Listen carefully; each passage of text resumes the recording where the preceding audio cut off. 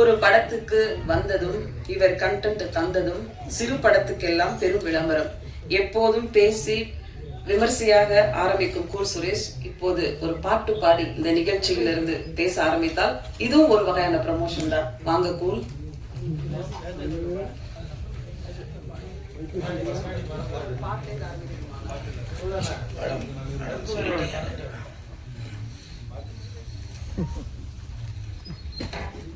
மேடையில் அமர்ந்திருக்கும் அனைவருக்கும் வணக்கம்.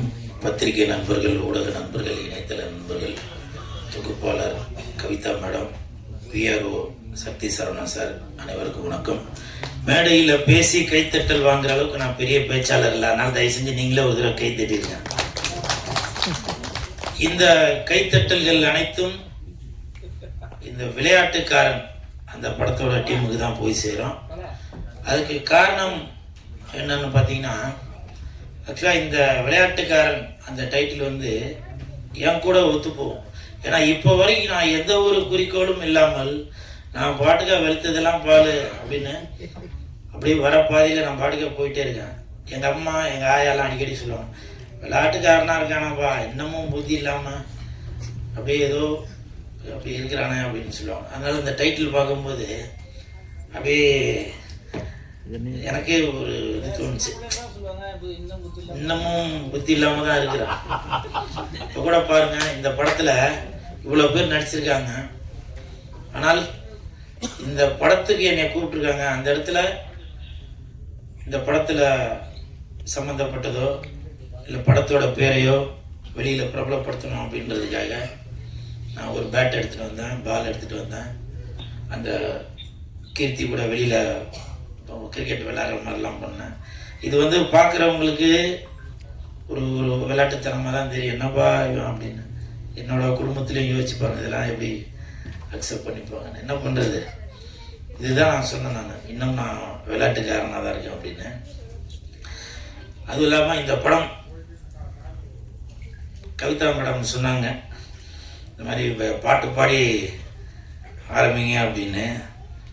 உப்பு இல்லா கடல் இருக்குமா, நட்பு இல்லா வாழ்க்கை நிற்குமா தம்பி, உப்பு இல்லா வாழ்க்கை இருக்குமா, நட்பு இல்லா கடல் இருக்குமா. ஸோ அப்படி இந்த படத்தில் வந்த பாட்டு நட்புக்காக ஒரு இந்த கதையில் இம்பார்ட்டன்ட் கொடுத்துருப்பாங்கன்னு நினைக்கிறேன். ஸோ தாஸ் அவர்களுக்கு, இயக்குனர் தாஸ் அவர்களுக்கு என் மனமார்ந்த வாழ்த்துக்கள். லெஃப்டில் வாங்க, ரைட்டில் வாங்க, லெஃப்டில் வாங்க. தாஸ் அவர்களை வந்து கிட்டத்தட்ட எனக்கு ஒரு 15-20 வருஷமாக தெரியும். நான் அப்போது நடிக்கிறதுக்கு சான்ஸ் தேடி ஆஃபீஸ்லாம் போகிறப்போ நிக்காட்ஸில் ஆஃபீஸ் பாயாக இருந்தார், ஏவிஎம்மில் இருந்தார், சிஜிஏ சினிமா விஜயகாந்த் சாரோடது இந்த நிறைஞ்ச மனசு இதெல்லாம் பண்ணாங்க இல்லையா, அந்த இதெல்லாம் இருந்தேன் நான். ஸோ அப்போ வந்து இப்போ சினிமா அதே பற்றி பேசிகிட்டு இருப்பார். அப்புறம் ஆஃபீஸ் பாய்க்கு முன்னாடி வந்து இந்த தபேலா வாசிக்கிறவங்க, மியூசிக் இன்ஸ்ட்ருமெண்ட் உள்ள அவங்க தானே, அவங்க அஸ்டண்டாலாம் போவார். ஸோ அப்படி சினிமா மீது ரொம்ப ஆர்வம் கொண்டவர் அவர். இன்னைக்கு ஒரு கடின உழைப்பு மூலம் இன்னைக்கு இந்த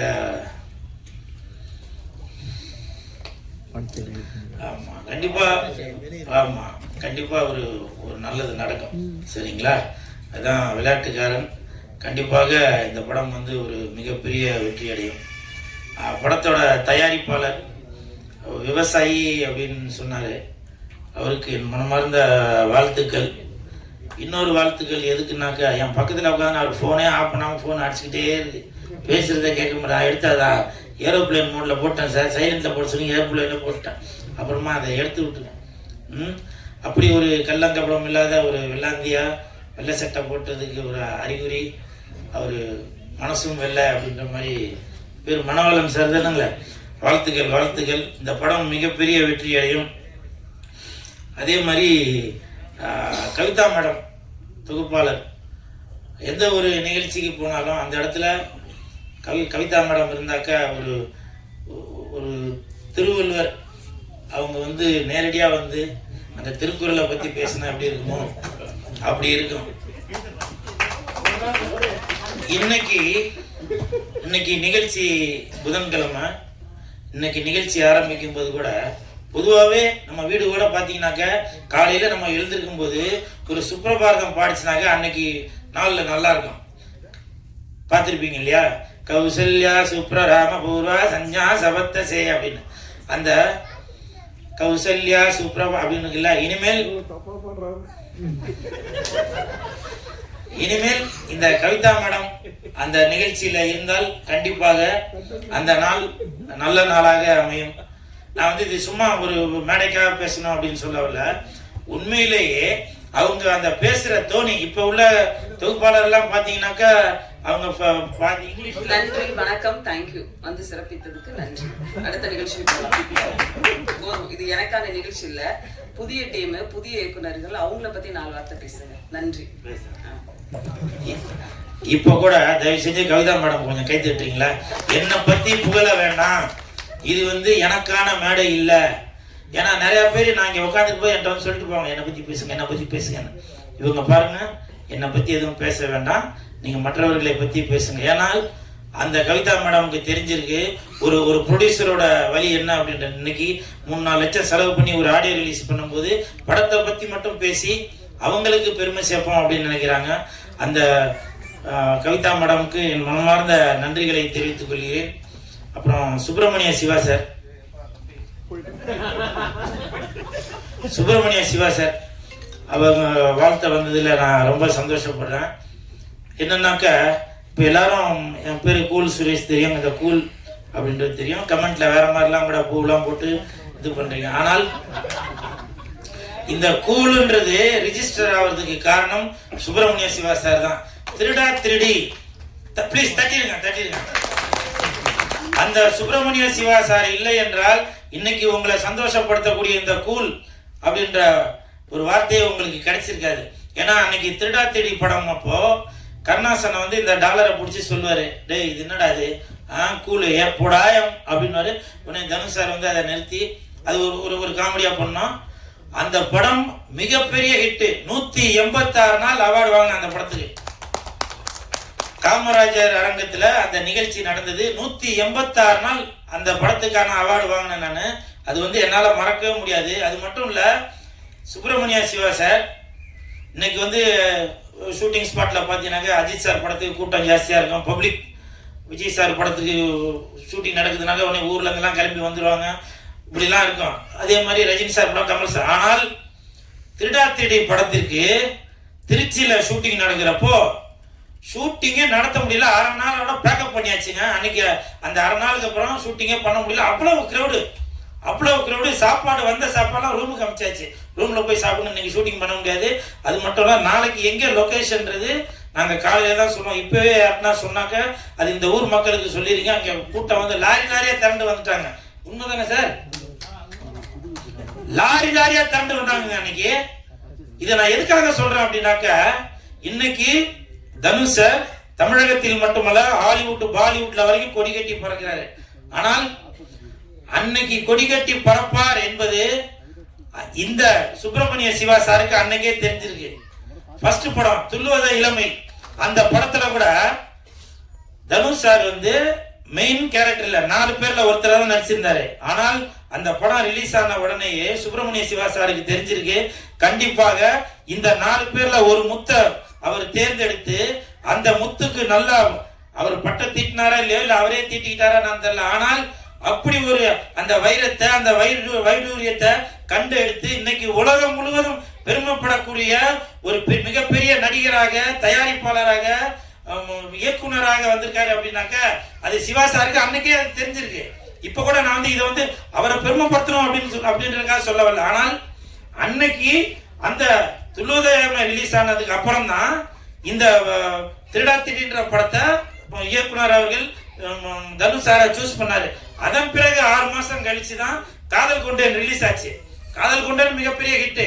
அந்த 186 நாள் இப்ப உள்ள படங்கள்லாம் பாத்தீங்கன்னாக்க வெள்ளிக்கிழமை காலையில ரிலீஸ் ஆகும், ஈவினிங்கே வந்து ஒரு சக்சஸ் மீட்லாம் வைப்பாங்க. ஆனால் அப்போ 186 நாள் ஓடின அந்த படம். அவர் மிகப்பெரிய ஒரு இயக்குனரான அவர் சுப்பிரமணிய சிவா சார் அவர்கள், அவர் கூட நான் இந்த மேடையில உட்கார்ந்துருக்கேன் அப்படின்னாக்க அதுக்கு வந்து மிகப்பெரிய நன்றியை தெரிவித்துக் கொள்கிறேன் இந்த விளையாட்டுக்காரன் டீமுக்கு.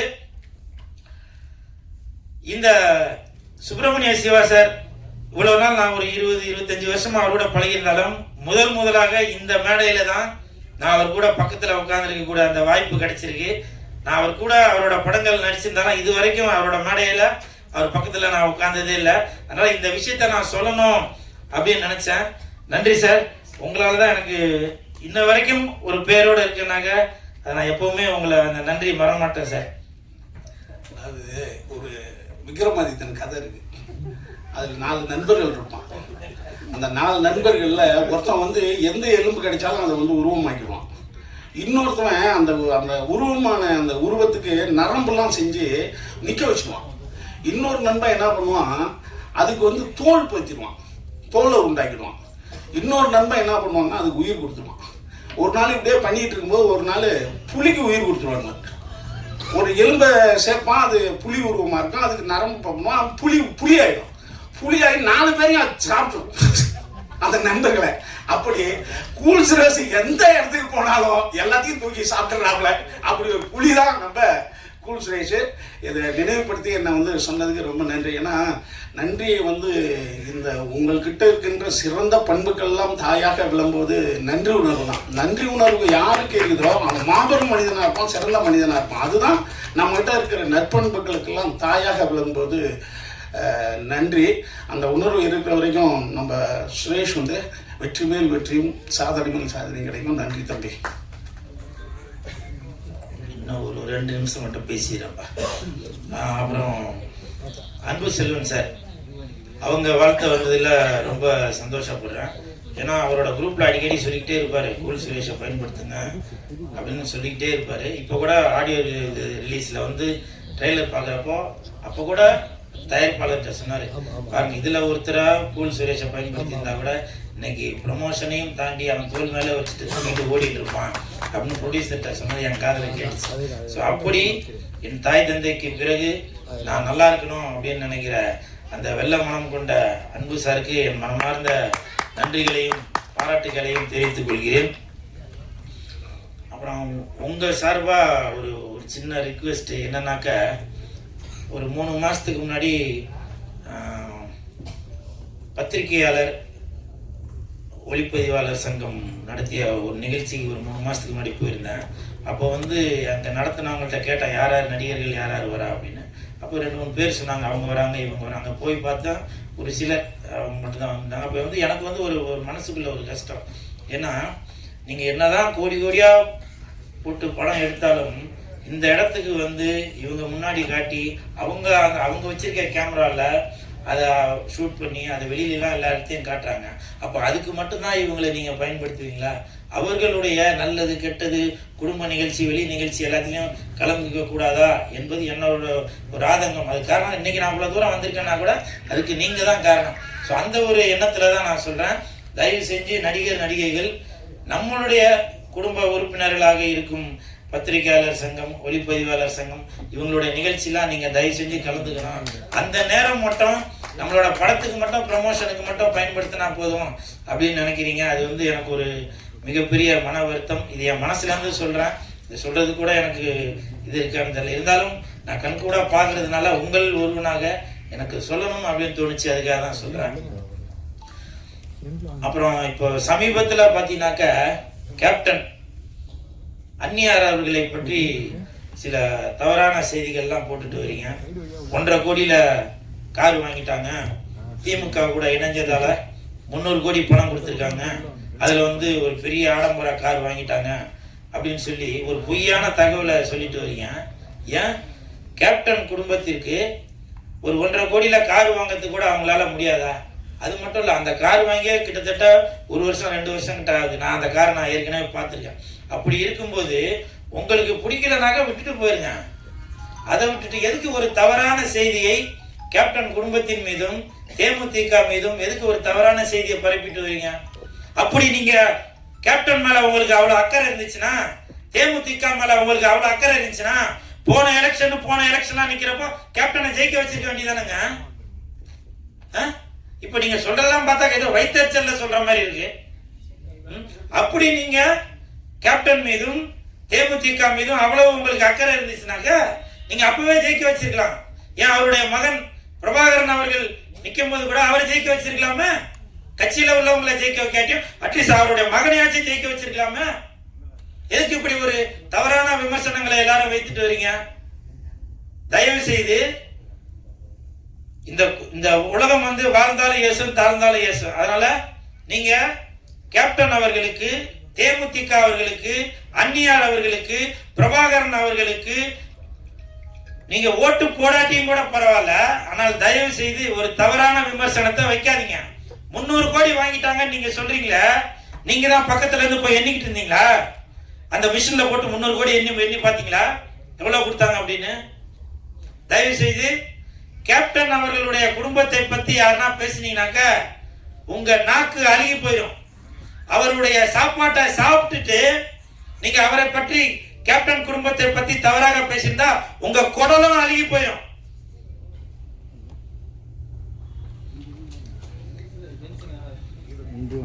நன்றி, வணக்கம்.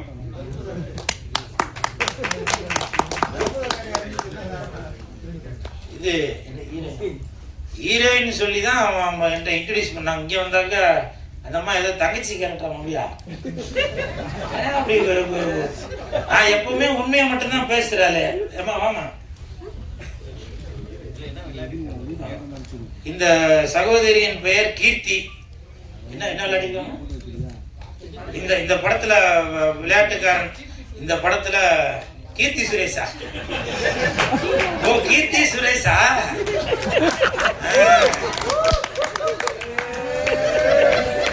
நல்லா இருக்கு, நல்லா இருக்கு. கிடைச்சிச்சு போல. அப்ப இந்த பக்கம் யார் போட்டா போடுவீங்க?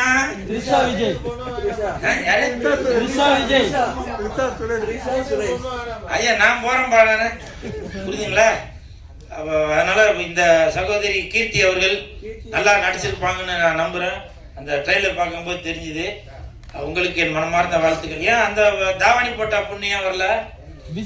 தாவணி போட்டா புண்ணியம் வரல, ஷெட்யூல் பிஸியா இருக்கா? சரி, ஓகே. எனிவே இந்த ஹோல் டீமுக்கும் என் மனமார்ந்த வாழ்த்துக்கள். இந்த படம் மிகப்பெரிய வெற்றி அடையணும் அப்படின்னு உங்கள்கிட்ட நான் தாழ்மையோட கேட்டுக்கிறேன். நன்றி, வணக்கம்.